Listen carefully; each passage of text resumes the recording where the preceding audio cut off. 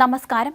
അപ്രതീക്ഷിത നീക്കത്തിലൂടെ സന്ദീപ് വാര്യരെ പാളയത്തിലാക്കി ബിജെപിക്ക് Congress shock treatment നൽകിയെങ്കിലും മറുവശത്ത് ശക്തമായ നീക്കങ്ങൾ.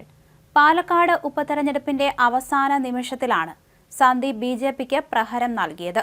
ഈ പശ്ചാത്തലത്തിൽ അതിനെ അതിജീവിക്കാനുള്ള നീക്കങ്ങളാണ് ബിജെപി ശക്തമാക്കിയതും.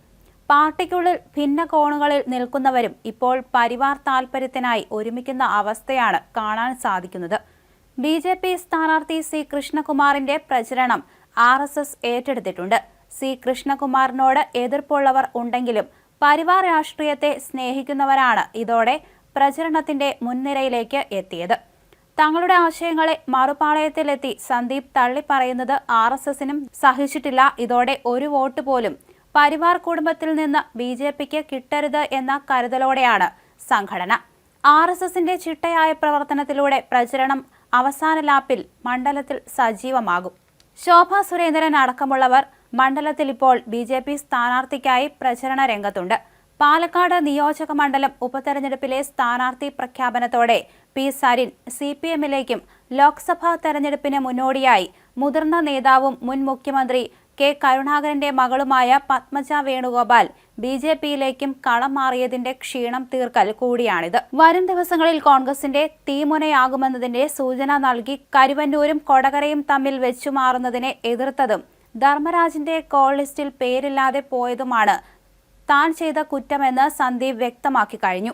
ഇതോടെ സന്ദീപ് ഉയർത്തുന്ന വിമർശനങ്ങളെ അതേ നാണയത്തിൽ നേടാനാണ് ബിജെപിയുടെ ശ്രമം.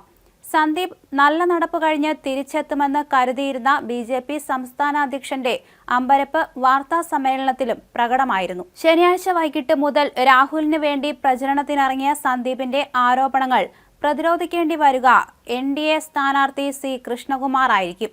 തെരഞ്ഞെടുപ്പിന്റെ അന്തിമലാപ്പിൽ ബിജെപിയെ കൂടുതൽ പ്രതിരോധത്തിലാക്കുമെന്നാണ് കോൺഗ്രസ് കണക്കുകൂട്ടലെങ്കിലും ആലസ്യത്തിൽ കഴിഞ്ഞ പരിവാർ നേതാക്കൾ ശക്തമായി കളം നിറയുമെന്നാണ് ഇപ്പോഴത്തെ സൂചനകൾ.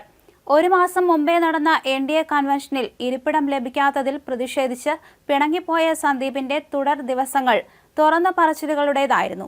കാലങ്ങളായി പാർട്ടി നേതൃത്വത്തിൽ നിന്ന് അനുഭവിക്കേണ്ടി വരുന്ന അവഗണനയുടെ കഥകളായിരുന്നു മാധ്യമങ്ങൾക്ക് മുന്നിൽ സന്ദീപ് കെട്ടഴിച്ചത്. പാലക്കാട്ടെ NDA സ്ഥാനാർത്ഥിയും സംസ്ഥാന ജനറൽ സെക്രട്ടറിയുമായ സി കൃഷ്ണകുമാർ തന്നെ ബോധപൂർവം തകർക്കാൻ ശ്രമിച്ചുവെന്നതായിരുന്നു പ്രധാന ആരോപണം. തന്റെ പ്രതിഷേധങ്ങൾക്ക് പാർട്ടി വില കൽപ്പിക്കുന്നില്ലെന്ന് മനസ്സിലാക്കി തുടങ്ങിയപ്പോഴാണ് പുറത്തേക്കുള്ള വഴികൾ സന്ദീപ് തേടിയത്. സന്ദീപുമായി അടുപ്പമുണ്ടായിരുന്ന RSS നേതൃത്വം ഇടപെട്ടെങ്കിലും പിണക്കം മാറിയില്ല. തങ്ങൾ രംഗത്തിറങ്ങിയിട്ടും സന്ദീപ് അത് കേട്ടില്ലെന്ന വികാരം പരിവാറിനുണ്ട്. ഇതോടെ അവസാന ലാപ്പിലും മത്സരം ആവേശകരമാകും. അതേസമയം കൊട്ടിക്കലാശത്തിന് ഒരു ദിവസം മാത്രം ബാക്കി നിൽക്കെ പാലക്കാട് പ്രചരണം തീപാറുകയാണ്. UDFന്റെ പ്രചരണത്തിനായി AICC general secretary KC Venugopal ഇന്ന് മണ്ഡലത്തിലെത്തും. പ്രതിപക്ഷ നേതാവ് പങ്കെടുക്കുന്ന റോഡ് ഷോയും മണ്ഡലത്തിൽ സംഘടിപ്പിക്കും. അതേസമയം LDFന്റെ പ്രചരണത്തിനായി മുഖ്യമന്ത്രി ഇന്നും മണ്ഡലത്തിൽ തുടരും. കണ്ണാടിയിലും ഒവലക്കോടും സുൽത്താൻപേട്ടിലുമാണ് മുഖ്യമന്ത്രിയുടെ പൊതുയോഗങ്ങൾ. ഇരട്ട വോട്ട് ആരോപണവും മുന്നണികൾക്കിടയിൽ സജീവമാണ്.